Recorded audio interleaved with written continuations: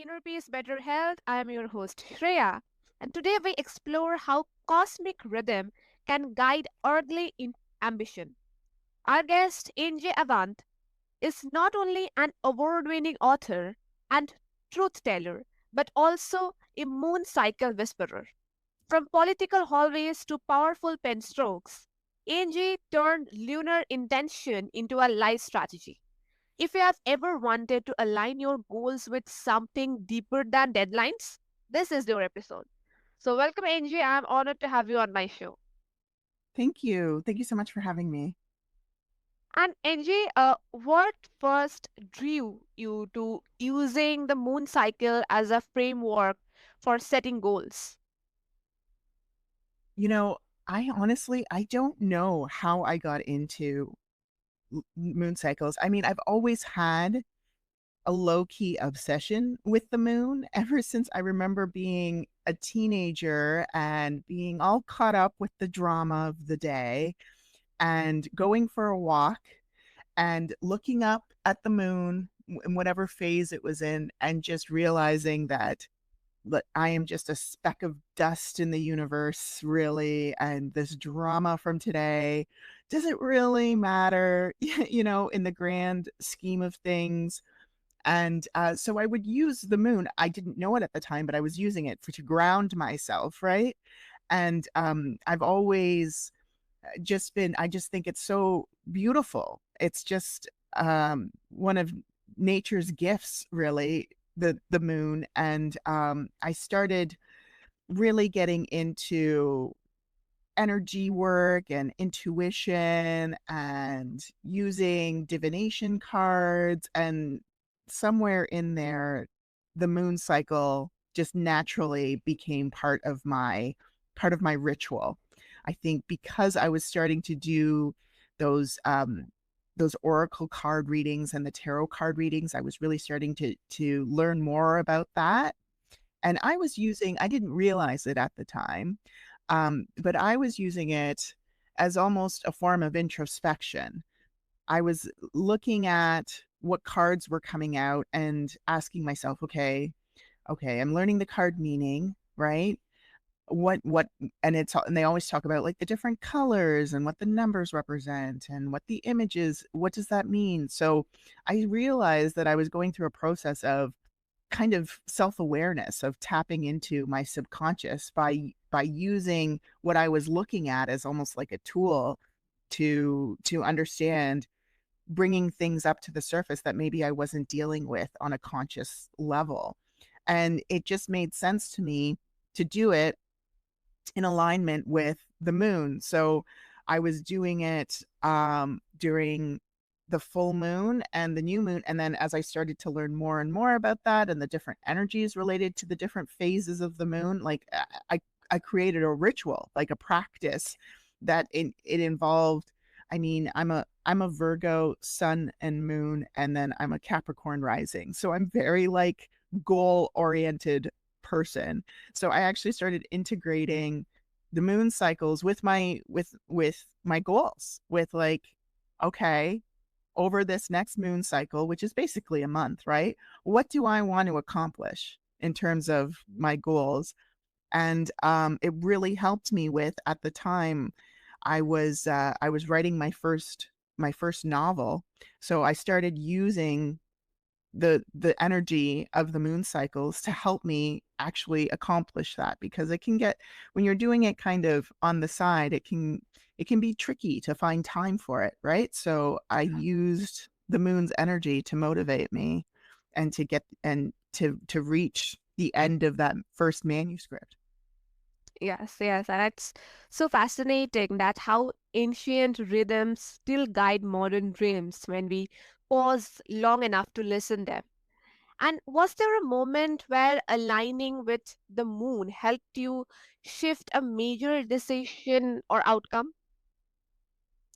Oh, I mean, aligning with the moon cycle Yes. has been a game changer for me in terms of self-care and my own health, really, because it naturally gives you, it's like you get that feeling of being of like ambition, and you're so refreshed on New Year's Day, like it's a new year, it's a new me. I get that every month with the new moon, right? That energy, that motivation. Okay, this is a new moon cycle. Let's do this, you know?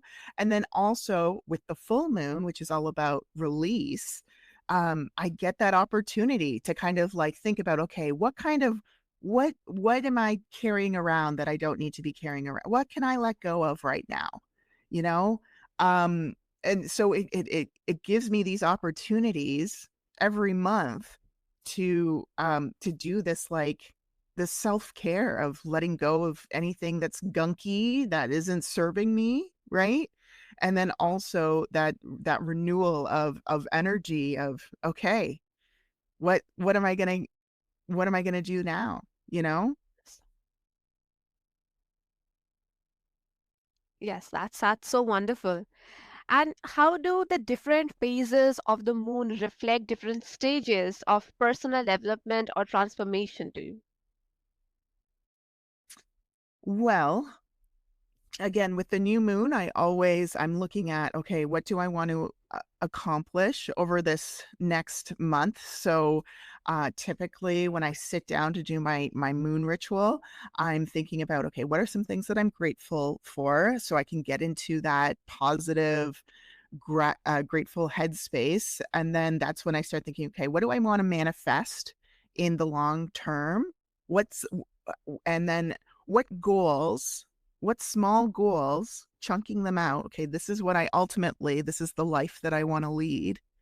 What over this next moon cycle, what small step can I take to move me closer towards that goal, towards that manifestation, towards that lifestyle that I want to be living. Um, and and then I'll do that. The oracle cards, I'll look through, and again I'll go through that process of introspection, of bringing things up to the surface. And then when it comes time for the full moon, that's when I'll start thinking about, okay, how am I on track? How are things going? And then also, I am a woman. I have a cycle, and I find that my cycle has aligned with the full moon. So that's also kind of, I give myself grace around that time. That's a time where I can kind of rest. I am releasing in more ways than one, if you know what I mean. And and it allows me to kind of recalibrate if I need to. Do I need to move? Was this like overly ambitious? Do I need to move something into the next moon cycle, or what do I need to do to actually accomplish these goals in the next 2 weeks ish, right? So that I can move into this next moon cycle feeling really good about myself, that I met these goals that I had set for myself. And again, around my writing, it's like, write to this chapter, or get to this amount of followers or newsletter subscribers, so and again, okay, that's my goal, that's my smart goal. I don't know, have you heard about smart goals? Not yet. So smart goals, oh gosh, I forget what it stands for. It's something measurable. Hold on, let me look it up. But anyway, SMART goals, they help you really understand and create goals that you can actually, like, again, you're just taking tiny, tiny steps towards that ultimate goal.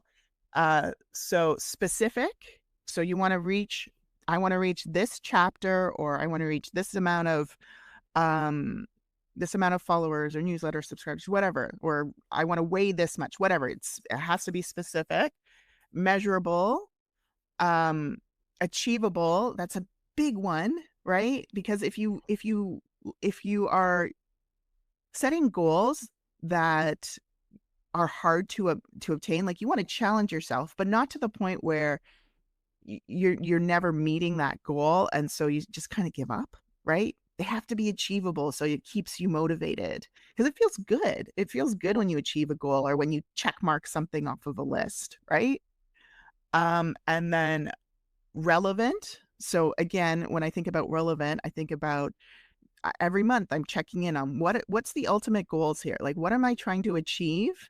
And when I'm setting my goals for that month, they have to be relevant to my ultimate goals and time bound, which is the moon cycle, right? Yes. So those are what SMART goals are, and they really help in terms of goal setting with doing goal setting in a more efficient um, and impactful. Like you'll get places with SMART goals. So again, specific, measurable, achievable, relevant, and time bound. Every time you're goal setting, keep that in mind.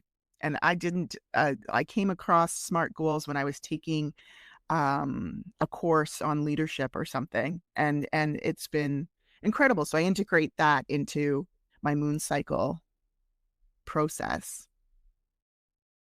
And I find that the energies of the moon, they just, I don't know if it's like, I don't know why, but I can feel it, I can sense it, and I can harness it now that I'm more in tune with it, if that makes sense. Yeah. Yeah. This is so wonderful, and thank you for introducing us with the smart goal thing. A wonderful thing. And also, I think in a world of quick hacks, this approach invites patience that feels alone like healing. So, also, you blend writing, healing, and astrology. How do moon rituals help people access their truth more deeply? Because you're going through a process of self-awareness, of checking in with yourself. And I think that, we're all so busy just trying to get through life, trying to survive, to slow down for a minute, to give yourself permission to sit down and take, half an hour or an hour or even 10, 15 minutes to check in with yourself and how you're feeling and to honor that. Um, it has been a game changer for me. I find that I have far more patience. I have more energy now because I'm allowing myself time to rest when I feel like I need rest.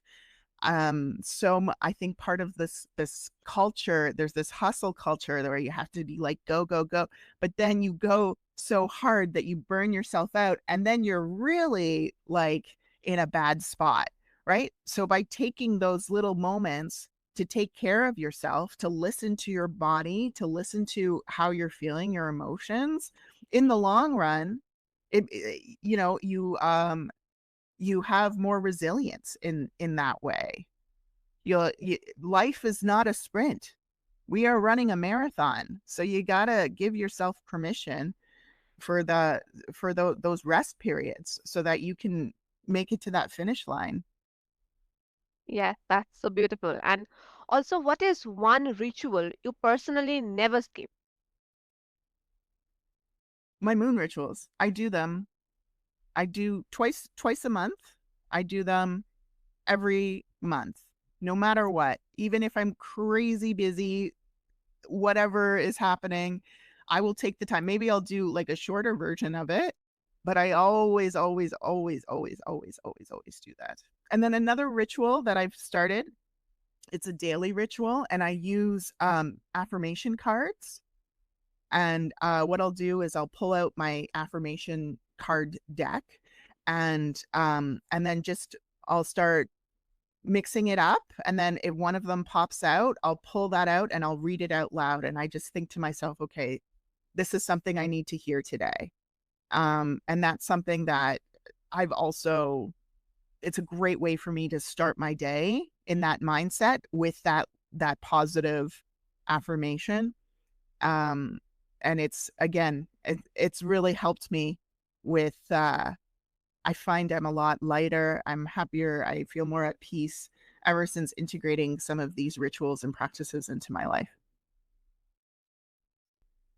Infused with intention, that is powerful medicine for us. And also, we have just mentioned that moon ritual. Can you just briefly tell us something about the moon ritual, like what it is and how you do it? More about my moon ritual? Yes. Well, I actually, because this was so impactful for me, Mm. doing these moon rituals. At first, I was actually doing it 4 times a month, and I found that was a little bit too much. So now I'm doing it 2 times a month, where I'm going through, I'm thinking of things I'm grateful for. I'm setting some goals. On the full moon, I actually write down things that I want to be releasing, like letting go of that gunk. And then I do the the divination cards. And if I want to just do a short one, maybe I only do a couple of decks. But if I feel like I have more time, then I'll use a bunch of decks, whichever ones are calling to me at the time. But I've integrated all of these concepts into a moon journal. I've also built in habit building, because as I've learned more and more about growth mindset, really what it comes down to is your daily habits, right?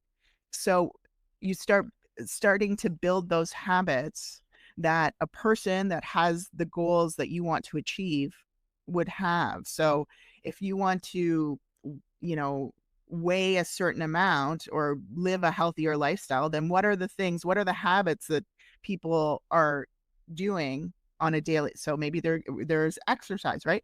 So there's a habit builder, where you can track it. And again, it's just so satisfying, at least for me, to check mark something, right? So you get to check mark every day when you've maybe gone for a 10-minute walk in the morning, or in the evening after dinner, or your lunch, whenever it works for your schedule. And you're starting to build through these basically monthly moon rituals. You're starting to build these habits, and that's what I've built so many habits through Mm. using the moon cycles and moon energy. And now I've learned about stacking through Atomic Habits, which is a great book. um so now a habit that I already know I have, so meditation is something I do every day at lunch. I do a 10-minute meditation. I listen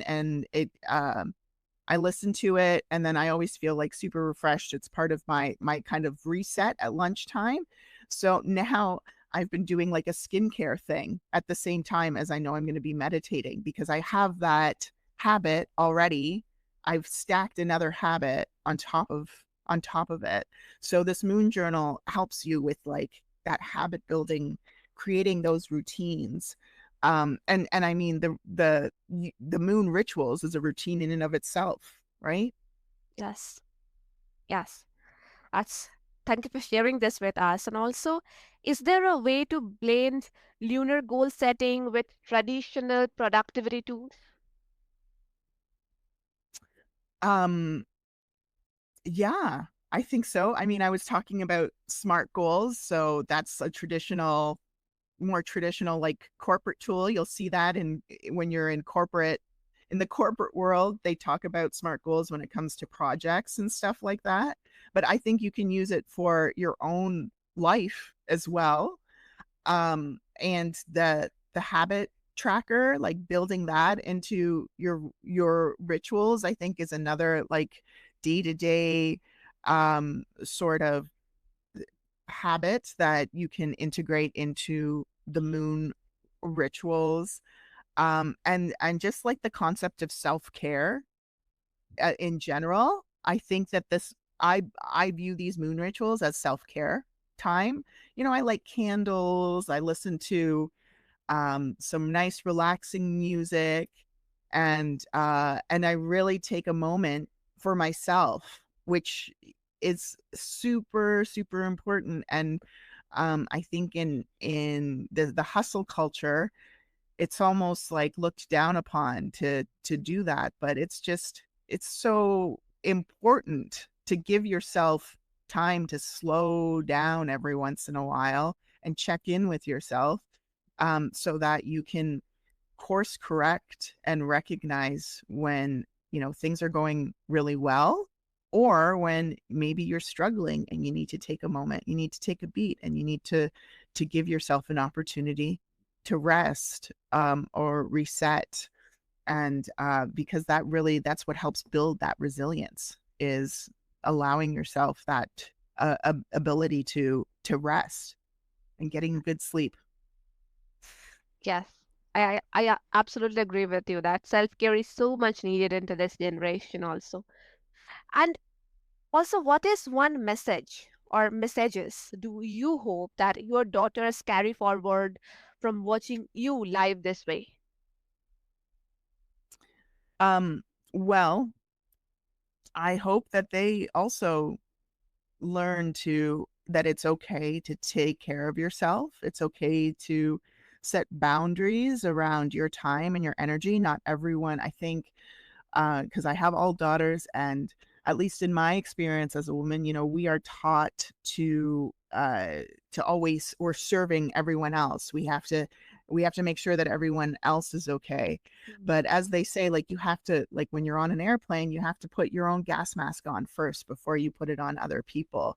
In order to really serve the people that you love, you have to make sure that you're okay. You can't pour from an, sorry, I'm using so many of these these quotes, but they're true. You can't pour from an empty cup, right? So I'm Yes, hoping that my daughters learn that they see that, you know mommy is happier and healthier and more engaged in everything that's going on, because she takes a moment for herself every day. Like, my girls know, okay, does anyone need any snacks or anything to drink? Because mommy's gonna sit down for 10 minutes and do her meditation. Like, they recognize, and that I've set a boundary around that. And now, and mm, hopefully they will know that they have permission to do that for themselves, whatever they need for their own self-care. Because I've done a lot of like leadership type of I've done reading books about leadership, I've done leadership training, and in all of those they talk about modeling behavior. You can't be telling your employees, oh sorry, I just hit my mic. You can't be telling your employees that to do something when you're not doing that thing. Right? They're not going to take it seriously. They're not going to respect it. So, this whole adage of like, do as I say, not as I do, it just doesn't work. It's not, in my opinion, that's not good parenting. So you have to model those behaviors that you want your yes, children to be doing. And that's just in terms of leadership. And really, you are like a leader to your kiddos. Um, you are the adult in the room. They look up to you. So you I make an effort to model behaviors that I hope my own children well, and that means also like taking accountability for yourself when you make a mistake, recognizing that failure isn't the end of the world. It's okay to fail. You learn from those failures, you learn from your mistakes, you acknowledge them, and then you grow from them, right? yes, Like, I it's so important, because if people are afraid of failure, then they'll never take risks, mm, and they'll never be able to achieve the things that they want to achieve, in my opinion. So that's what I try and do in terms of how I approach motherhood, and what I hope my daughters will take away. And I don't know, I'll find out. Hopefully their therapy bills won't be too bad eventually. yes, yes. And I think when you model alignment over hustle, you pass down something even bigger than success. And you are a wonderful person. So, if after this podcast, my listeners want to connect with you, then what's the best way? Oh, thank you. That's very kind of you to say. At NG Avant author, you can follow me on Instagram, Facebook, TikTok. I'm on Threads and Blue Sky as NG Avant author, or you can visit my website, ngavant.ca, and there you can actually get a free book, my prequel. You can download it for free, and I also offer a bingo card if you go to my link tree on my socials. And that, if you're into like growth mindset stuff, it's a fun way to reach goals. So there's a bunch of growth tasks, right? Depending on either like your physical health or your mental health, or there's one that's like more of a holistic both, right? Because it's all connected, your mental and your physical health, it's all connected. And you can download that for free as well, and do some fun bingo goal setting. So when you get a bingo on your card, you can give yourself a little prize or something, right? So that's all available if you check me out on socials or go to my website. Yes, definitely. And I will make sure to attach all the details and links below so that the listeners can find them easily and get in touch with you and have that bingo card.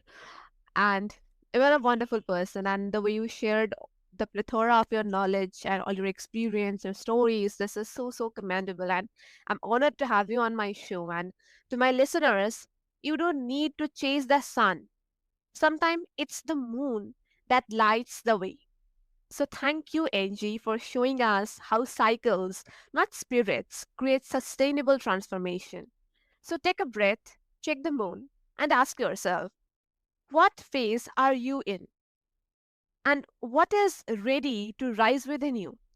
Until next time, stay curious, stay soft, and keep aligning. Thank you.